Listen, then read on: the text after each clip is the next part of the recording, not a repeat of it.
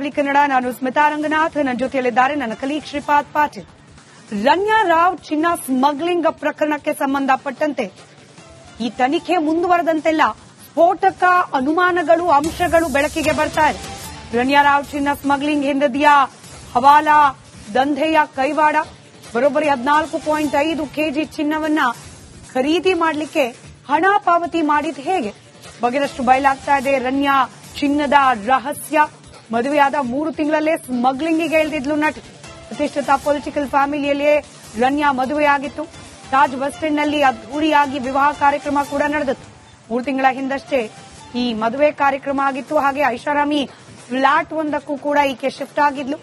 ಇದಾದ ನಂತರದಲ್ಲಿ ಇದೀಗ ಚಿನ್ನ ಸ್ಮಗ್ಲಿಂಗ್ ಪ್ರಕರಣದಲ್ಲಿ ತಗಲಾಕೊಂಡಿದ್ದಾಳೆ.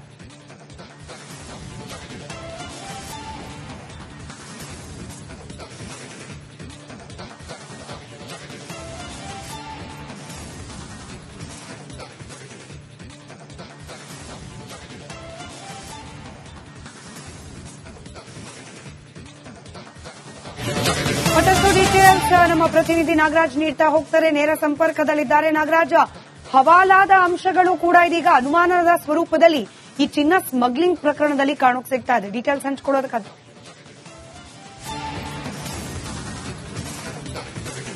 ಸ್ಮಿತಾ, ಇನ್ನು ರನ್ಯಾ ರಾವ್ ಬಂಧನ ಪ್ರಕರಣಕ್ಕೆ ಸಂಬಂಧಿಸಿದಂತೆ ಸಾಕಷ್ಟು ಆಯಾಮಗಳಲ್ಲಿ ತನಿಖೆ ಶುರುವಾಗುವ ಸಾಧ್ಯತೆ ಇರತಕ್ಕಂಥದ್ದು. ಏನು ಕಸ್ಟಮ್ಸ್ ಅಧಿಕಾರಿಗಳು, ಡಿಆರ್ಐ ಅಧಿಕಾರಿಗಳು ಏರ್ಪೋರ್ಟ್ ನಲ್ಲಿ ಬಂಧನ ಮಾಡಿದ್ರು ಚಿನ್ನವನ್ನ ಸ್ಮಗ್ಲಿಂಗ್ ಮಾಡ್ತಾ ಇದ್ದಾರೆ ಅಂತೇಳಿ ನಂತರ ಆಕೆ ಫ್ಲಾಟ್ಗೆ ಹೋಗಿ ಒಂದು ಪರಿಶೀಲನೆಯನ್ನ ಮಾಡಿದಂತ ಸಂದರ್ಭದಲ್ಲಿ ಅಲ್ಲಿ ಸುಮಾರು 2 ಕೋಟಿ ಮೌಲ್ಯದ 3 ಕೆಜಿಗೂ ಅಧಿಕ ಚಿನ್ನ ಸಿಗುತ್ತೆ. ಜೊತೆಗೆ 2.67 ಕೋಟಿಯಷ್ಟು ನಗದು ಸಿಗುವಂತದ್ದು. ಇದನ್ನ ನೋಡ್ತಾ ಇದ್ರೆ ಇದೆಲ್ಲವೂ ದೊಡ್ಡ ಪ್ರಮಾಣದ ಒಂದು ಸಿಂಡಿಕೇಟ್ ಚಿನ್ನದ ಸ್ಮಗ್ಲಿಂಗ್ ನಡೆಸ್ತಾ ಇರೋದು ಬಹಳ ಸ್ಪಷ್ಟವಾಗಿ ಪ್ರಾಥಮಿಕವಾಗಿ ಡಿಆರ್ಐ ಅಧಿಕಾರಿಗಳಿಗೆ ಗೊತ್ತಾಗಿರ್ತಕ್ಕಂಥದ್ದು. ಒಂದ್ ಕಡೆ ಈ ನಗದಿಗೆ ಯಾವ ಒಂದು ಎಕ್ಸ್ಪ್ಲನೇಷನ್ ಕೊಡ್ತಾರೆ ಅನ್ನೋದ್ರ ಮೇಲೆ ಐಟಿ ಅಥವಾ ಇಡಿಗೆ ಮಾಹಿತಿಯನ್ನ ಕೊಡೋದಕ್ಕೆ ಈಗಾಗಲೇ ಡಿಆರ್ಐ ಅಧಿಕಾರಿಗಳು ಸಿದ್ಧತೆಯನ್ನ ಮಾಡ್ಕೊಂಡಿರ್ತಕ್ಕಂಥದ್ದು. ಯಾಕಂತಂದ್ರೆ ಇಷ್ಟು ಪ್ರಮಾಣದ ನಗದಿಗೆ ಆದಾಯವನ್ನ ತೋರಿಸದೆ ಅಥವಾ ಅದರ ಹಣದ ಮೂಲವನ್ನ ತೋರಿಸದೇ ಇದ್ರೆ prevention of money laundering act ಅಡಿಯಲ್ಲಿ ತನಿಖೆಯನ್ನ ನಡೆಸಬೇಕಾಗುತ್ತೆ. ಇದನ್ನ ಇಡಿ ಮಾಡೋದ್ರಿಂದ ಇಡಿಗೆ ಮಾಹಿತಿ ಕೊಡುವಂತದ್ದು. ಅಲ್ಲದೆ ಒಂದು ವೇಳೆ ಇದಕ್ಕೆ ಏನು ದಾಖಲೆಗಳು ಹಣದ ಮೂಲವನ್ನ ತೋರಿಸಿದ್ದೆ ಆದ್ರೆ ಇದಕ್ಕೆ ಟ್ಯಾಕ್ಸ್ ಪೇ ಮಾಡಲಾಗಿದೆಯಾ ಇಲ್ವಾ ಅನ್ನೋದಕ್ಕೆ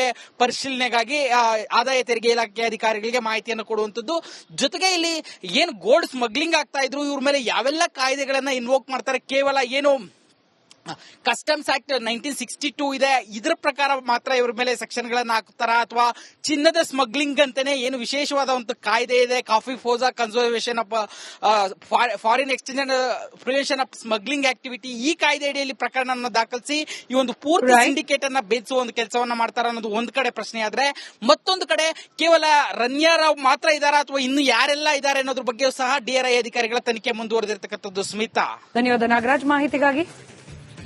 ಪಬ್ಲಿಕ್ ಕನ್ನಡ. ನಾನು ಸ್ಮಿತಾ ರಂಗನಾಥ್. ನನ್ನ ಜೊತೆಯಲ್ಲಿದ್ದಾರೆ ನನ್ನ ಕಲೀಗ್ ಶ್ರೀಪಾದ್ ಪಾಟೀಲ್.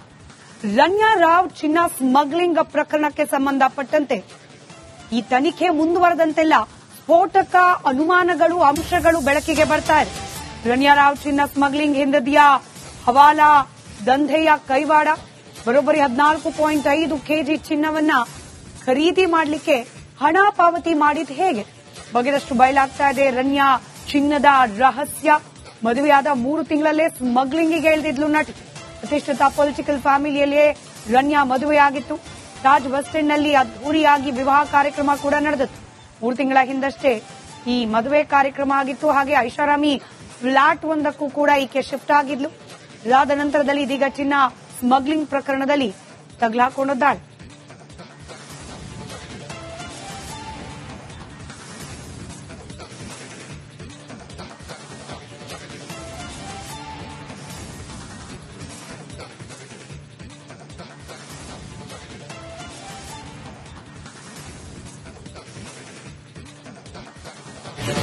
ಮತ್ತಷ್ಟು ಡೀಟೇಲ್ಸ್ ನಮ್ಮ ಪ್ರತಿನಿಧಿ ನಾಗರಾಜ್ ನೀಡ್ತಾ ಹೋಗ್ತಾರೆ. ನೇರ ಸಂಪರ್ಕದಲ್ಲಿದ್ದಾರೆ ನಾಗರಾಜ್.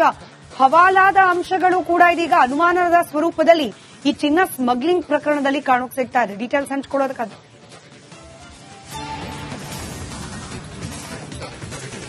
ಸ್ಮಿತಾ, ಇನ್ನು ರನ್ಯಾ ರಾವ್ ಬಂಧನ ಪ್ರಕರಣಕ್ಕೆ ಸಂಬಂಧಿಸಿದಂತೆ ಸಾಕಷ್ಟು ಆಯಾಮಗಳಲ್ಲಿ ತನಿಖೆ ಶುರುವಾಗುವ ಸಾಧ್ಯತೆ ಇರತಕ್ಕಂಥದ್ದು. ಏನು ಕಸ್ಟಮ್ಸ್ ಅಧಿಕಾರಿಗಳು, DRI ಅಧಿಕಾರಿಗಳು ಏರ್ಪೋರ್ಟ್ ನಲ್ಲಿ ಬಂಧನ ಮಾಡಿದ್ರು, ಚಿನ್ನವನ್ನ ಸ್ಮಗ್ಲಿಂಗ್ ಮಾಡ್ತಾ ಇದ್ದಾರೆ ಅಂತೇಳಿ ನಂತರ ಆಕೆ ಫ್ಲಾಟ್ಗೆ ಹೋಗಿ ಒಂದು ಪರಿಶೀಲನೆಯನ್ನ ಮಾಡಿದಂತ ಸಂದರ್ಭದಲ್ಲಿ ಅಲ್ಲಿ ಸುಮಾರು 2 ಕೋಟಿ ಮೌಲ್ಯದ 3 ಕೆಜಿಗೂ ಅಧಿಕ ಚಿನ್ನ ಸಿಗುತ್ತೆ. ಜೊತೆಗೆ 2.67 ಕೋಟಿಯಷ್ಟು ನಗದು ಸಿಗುವಂತದ್ದು. ಇದನ್ನ ನೋಡ್ತಾ ಇದ್ರೆ ಇದೆಲ್ಲವೂ ದೊಡ್ಡ ಪ್ರಮಾಣದ ಒಂದು ಸಿಂಡಿಕೇಟ್ ಚಿನ್ನದ ಸ್ಮಗ್ಲಿಂಗ್ ನಡೆಸ್ತಾ ಇರೋದು ಬಹಳ ಸ್ಪಷ್ಟವಾಗಿ ಪ್ರಾಥಮಿಕವಾಗಿ DRI ಅಧಿಕಾರಿಗಳಿಗೆ ಗೊತ್ತಾಗಿರ್ತಕ್ಕಂಥದ್ದು. ಒಂದ್ ಕಡೆ ಈ ನಗದಿಗೆ ಯಾವ ಒಂದು ಎಕ್ಸ್ಪ್ಲನೇಷನ್ ಕೊಡ್ತಾರೆ ಅನ್ನೋದ್ರ ಮೇಲೆ IT ಅಥವಾ EDಗೆ ಮಾಹಿತಿಯನ್ನ ಕೊಡೋದಕ್ಕೆ ಈಗಾಗಲೇ DRI ಅಧಿಕಾರಿಗಳು ಸಿದ್ಧತೆಯನ್ನ ಮಾಡ್ಕೊಂಡಿರ್ತಕ್ಕಂಥದ್ದು. ಯಾಕಂತಂದ್ರೆ ಇಷ್ಟು ಪ್ರಮಾಣದ ನಗದಿಗೆ ಆದಾಯವನ್ನ ತೋರಿಸದೆ ಅಥವಾ ಅದರ ಹಣದ ಮೂಲವನ್ನ ತೋರಿಸದೇ ಇದ್ರೆ prevention of money laundering act ಅಡಿಯಲ್ಲಿ ತನಿಖೆಯನ್ನ ನಡೆಸಬೇಕಾಗುತ್ತೆ. ಇದನ್ನ ED ಮಾಡೋದ್ರಿಂದ EDಗೆ ಮಾಹಿತಿ ಕೊಡುವಂತದ್ದು. ಅಲ್ಲದೆ ಒಂದು ವೇಳೆ ಇದಕ್ಕೆ ಏನು ದಾಖಲೆಗಳು ಹಣದ ಮೂಲವನ್ನ ತೋರಿಸಿದ್ದೆ ಆದ್ರೆ ಇದಕ್ಕೆ ಟ್ಯಾಕ್ಸ್ ಪೇ ಮಾಡಲಾಗಿದೆಯಾ ಇಲ್ವಾ ಅನ್ನೋದಕ್ಕೆ ಪರಿಶೀಲನೆಗಾಗಿ ಆದಾಯ ತೆರಿಗೆ ಇಲಾಖೆ ಅಧಿಕಾರಿಗಳಿಗೆ ಮಾಹಿತಿಯನ್ನು ಕೊಡುವಂತದ್ದು.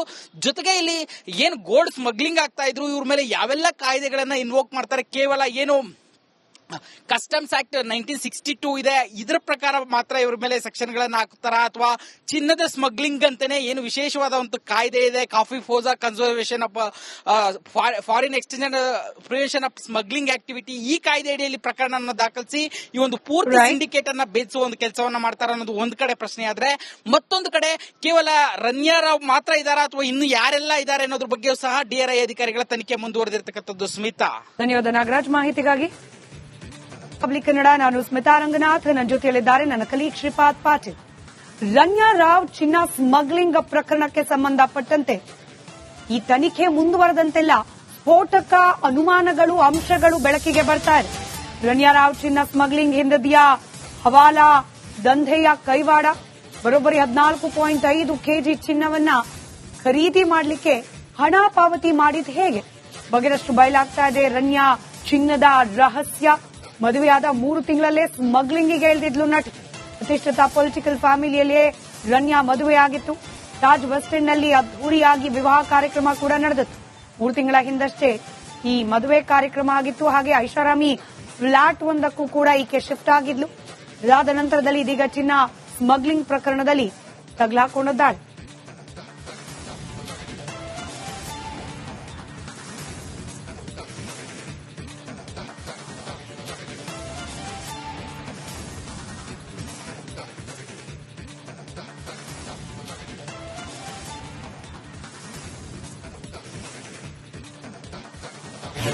ಮತ್ತಷ್ಟು ಡೀಟೇಲ್ಸ್ ನಮ್ಮ ಪ್ರತಿನಿಧಿ ನಾಗರಾಜ್ ನೀಡ್ತಾ ಹೋಗ್ತಾರೆ. ನೇರ ಸಂಪರ್ಕದಲ್ಲಿದ್ದಾರೆ ನಾಗರಾಜ. ಹವಾಲಾದ ಅಂಶಗಳು ಕೂಡ ಇದೀಗ ಅನುಮಾನದ ಸ್ವರೂಪದಲ್ಲಿ ಈ ಚಿನ್ನ ಸ್ಮಗ್ಲಿಂಗ್ ಪ್ರಕರಣದಲ್ಲಿ ಕಾಣೋಕ್ ಸಿಗ್ತಾ ಇದೆ. ಡೀಟೇಲ್ಸ್ ಹಂಚ್ಕೊಳ್ಳೋದಕ್ಕಾದ್ರೆ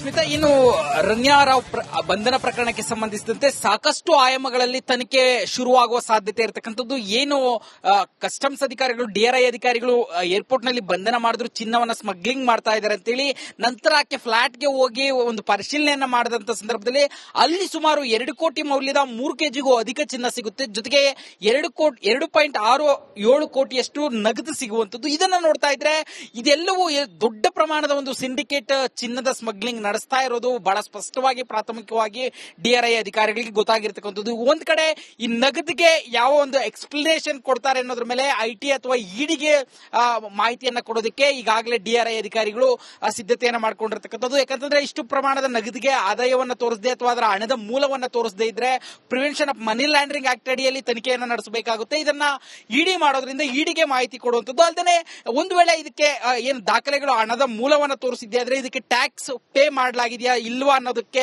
ಪರಿಶೀಲನೆಗಾಗಿ ಆದಾಯ ತೆರಿಗೆ ಇಲಾಖೆ ಅಧಿಕಾರಿಗಳಿಗೆ ಮಾಹಿತಿಯನ್ನು ಕೊಡುವಂತದ್ದು. ಜೊತೆಗೆ ಇಲ್ಲಿ ಏನು ಗೋಲ್ಡ್ ಸ್ಮಗ್ಲಿಂಗ್ ಆಗ್ತಾ ಇದ್ರು, ಇವ್ರ ಮೇಲೆ ಯಾವೆಲ್ಲ ಕಾಯ್ದೆಗಳನ್ನ ಇನ್ವೋಕ್ ಮಾಡ್ತಾರೆ, ಕೇವಲ ಏನು ಕಸ್ಟಮ್ಸ್ ಆಕ್ಟ್ 1962 ಇದೆ, ಇದರ ಪ್ರಕಾರ ಮಾತ್ರ ಇವ್ರ ಮೇಲೆ ಸೆಕ್ಷನ್ ಗಳನ್ನ ಹಾಕ್ತಾರ, ಅಥವಾ ಚಿನ್ನದ ಸ್ಮಗ್ಲಿಂಗ್ ಅಂತಾನೆ ಏನು ವಿಶೇಷವಾದ ಒಂದು ಕಾಯ್ದೆ ಇದೆ, COFEPOSA conservation of foreign exchange and prevention of smuggling activity, ಈ ಕಾಯ್ದೆ ಅಡಿಯಲ್ಲಿ ಪ್ರಕರಣವನ್ನು ದಾಖಲಿಸಿ ಈ ಒಂದು ಪೂರ್ತಿ ಸಿಂಡಿಕೇಟ್ ಅನ್ನ ಬೆಳೆಸುವ ಒಂದು ಕೆಲಸವನ್ನ ಮಾಡ್ತಾರ ಅನ್ನೋದು ಒಂದ್ ಕಡೆ ಪ್ರಶ್ನೆ ಆದ್ರೆ, ಮತ್ತೊಂದು ಕಡೆ ಕೇವಲ ರನ್ಯಾ ರಾವ್ ಮಾತ್ರ ಇದಾರಾ ಅಥವಾ ಇನ್ನು ಯಾರೆಲ್ಲ ಇದ್ದಾರೆ ಅನ್ನೋದ್ರ ಬಗ್ಗೆಯೂ ಸಹ DRI ಅಧಿಕಾರಿಗಳ ತನಿಖೆ ಮುಂದುವರೆದಿರ್ತಕ್ಕಂಥದ್ದು. ಸ್ಮಿತಾ, ಧನ್ಯವಾದ ನಾಗರಾಜ್ ಮಾಹಿತಿಗಾಗಿ.